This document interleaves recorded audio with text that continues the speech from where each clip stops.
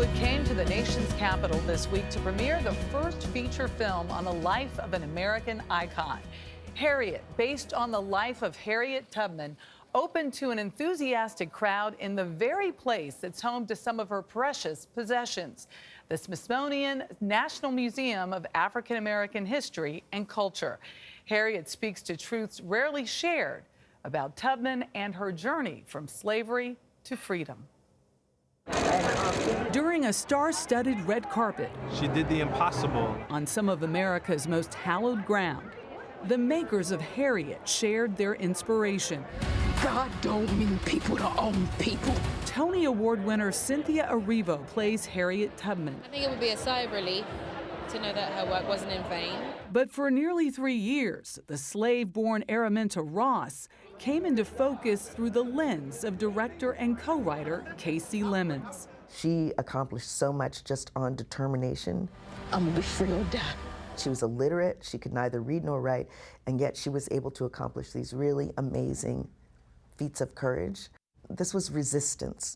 You still see people trying to create some fantasy about what slavery was like and that people were somehow content. People wanted to escape, they were willing to risk their lives. Led through the Underground Railroad, the network of secret routes and safe houses that brought slaves to the North, she then became one of its most successful conductors, rescuing more than 300 people before the Civil War. Ready? Some 700 after it started. We can't go this way. There's danger.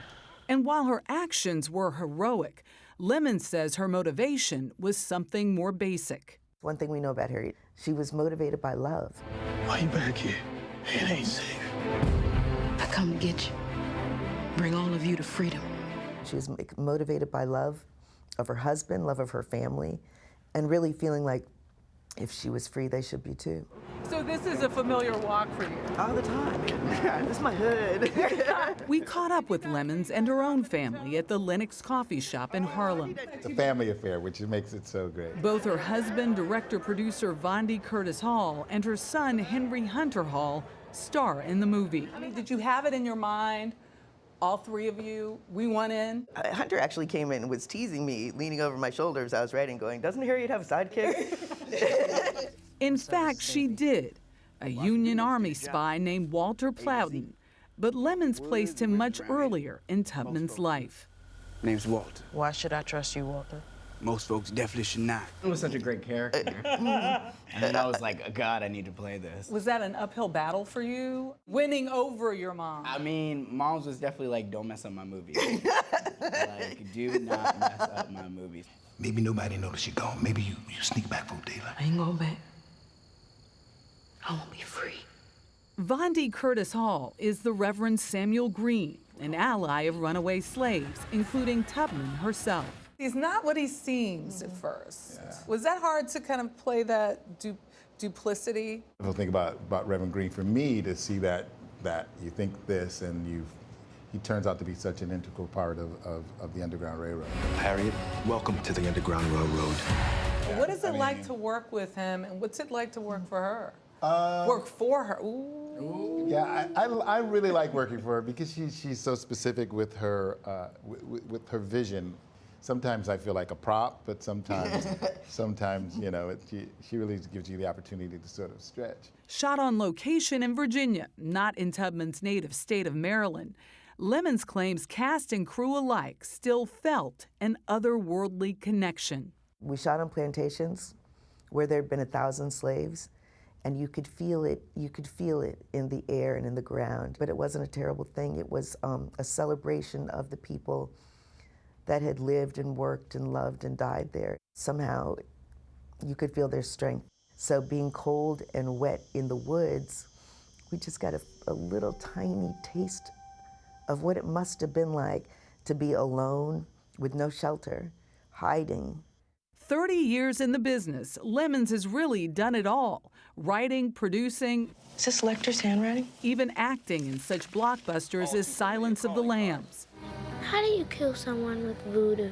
But it was her directorial debut in the 1997 film Eve's Bayou that earned her critical and commercial success. Still, it didn't bring an onslaught of opportunities in the director's chair. Harriet is her 5th directing credit in just over 20 years. How did you sell it? Well, we sold it on the idea of Harriet Tubman as a young kind of action hero, which was inherent to the story. It wasn't imposed on it, because that's what she was, you know? You got lucky, Harriet. And there's nothing more you can do. Don't you tell me what I can't do. I made it this far on my own. God was watching, but my feet was my own. Running, bleeding, climbing, nearly drowned, nothing to eat for days and days, man. I made it. For this generation, what should Harriet mean? Fighting apathy. I mean, I find that there's a lot of apathy in this generation, and I understand because of the problems of the world seem so insurmountable. I understand you just want to put your head down. My favorite Harriet Tubman quote was she said, "I prayed to God to make me strong enough to fight." And that's what I prayed for ever since. And that's what I think we need. We have to fight for our country. We have to fight for the planet. We have to fight for the future. We have to fight for our children. We have to fight for our rights. We have a lot of fights. And so, yeah, pray to God to make you strong enough to fight. Well, consider this. You know, Harriet Tubman was just 5 feet 2 inches tall. She was a spy, she was a nurse, she was a cook, and she was a fighter in the Civil War. She fought for women's suffrage. But this I love. You know, she was married before she ran away. Right. And she ended up, by the end of her life, to be married. She married to a man 22 years her junior. Wow. So here she is, dying at the age of 91, and her last words were, "I go to prepare a place for you." This movie comes out November 1st, so I want both of you. Yeah. It looks in the amazing. theater. I'd love to see It really is an important film. It looks amazing. I love the story behind it, and Lemmons too. Her family, even that part of it. Directing son and husband. Yeah, it's crazy because I met Lemmons 30 years ago. We were extras in a movie together called The 5 Heartbeats. We learned that her cousin, my cousin, is her best friend. It was the craziest thing. Oh, my goodness gracious. 6 degrees of separation of Degree. Michelle Miller. Right. Just full disclosure. You saw her in Sons of Lambs, too. Yeah. Wow. All right.